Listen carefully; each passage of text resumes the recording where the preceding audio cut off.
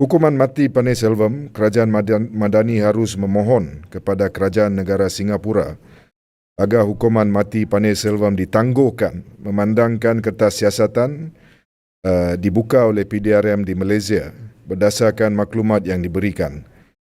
Pada hari Ahad iaitu 16 Februari 2025, keluarga Paneerselvam yang merupakan seorang warga Malaysia yang sedang menjalani hukuman mati di Singapura telah menerima notis hukuman mati yang akan berjalan pada hari Khamis seperti yang saya katakan tadi iaitu 20 hari bulan Februari.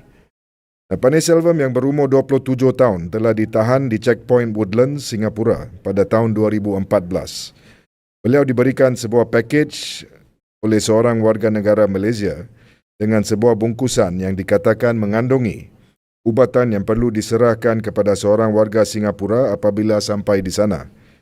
Paneer selalunya telah pun menafikan dengan tegasnya bahawa beliau mempunyai pengetahuan bahawa bungkusan tersebut mengandungi 51.48 gram heroin dan telah ditahan di Singapura dan telah dikenakan hukuman mati pada tahun 2017.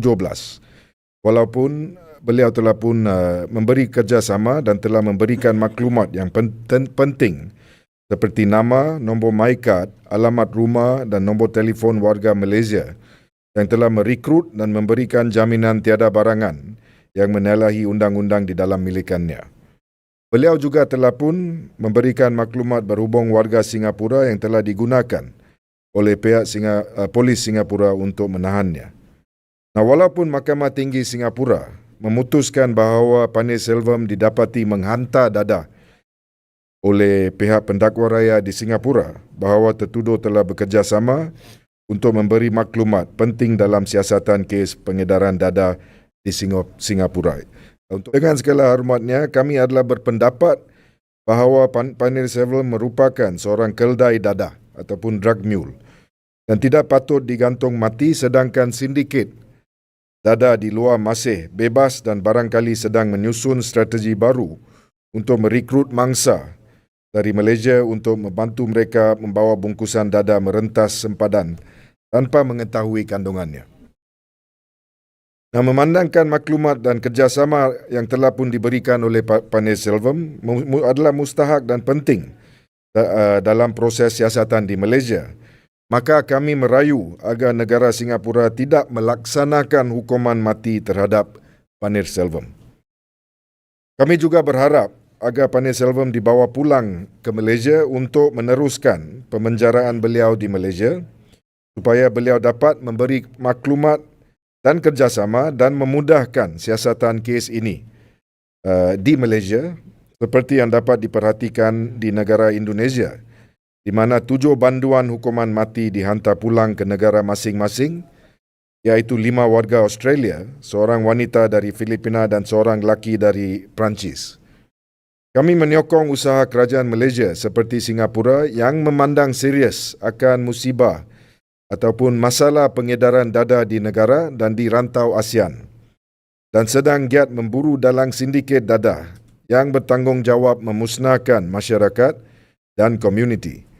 Namun, menggunakan hukuman mati terhadap keldai dadah di dalam transaksi jutaan ringgit ini oleh sindiket yang masih bebas bermaharajalela tidak wajar digunakan.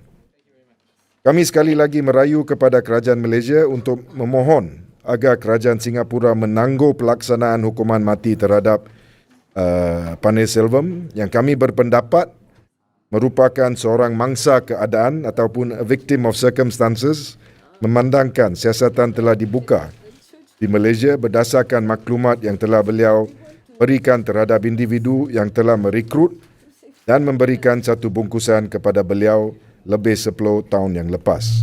As per law that YB Ram have mentioned just now, so by that law he substantively assisted CNB in Singapore for the certificate, and with that assistance, CNB Singapore have actually arrested a person called Zamri, who was also executed last Friday.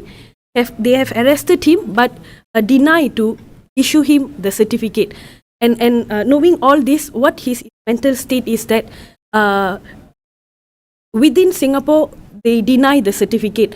And outside of Singapore, in Malaysia, there was a slow response from our authorities. So it's very devastating and very depressed that we have taken all the necessary steps. It has proven, even in the High Court judge in Singapore have mentioned that Panir is just a courier, but he's not in the position to issue the certificate because the law is as such. Singapore, only the DPP will issue the certificate. So this is a serious miscarriage. Okay, leave it, but then moving to Malaysia, so this is what we are requesting, and his mental state is terribly affected, same as the family. Only I've left here. My parents and my sister, they've fly to Singapore yesterday. So I'm left here. All my families are there.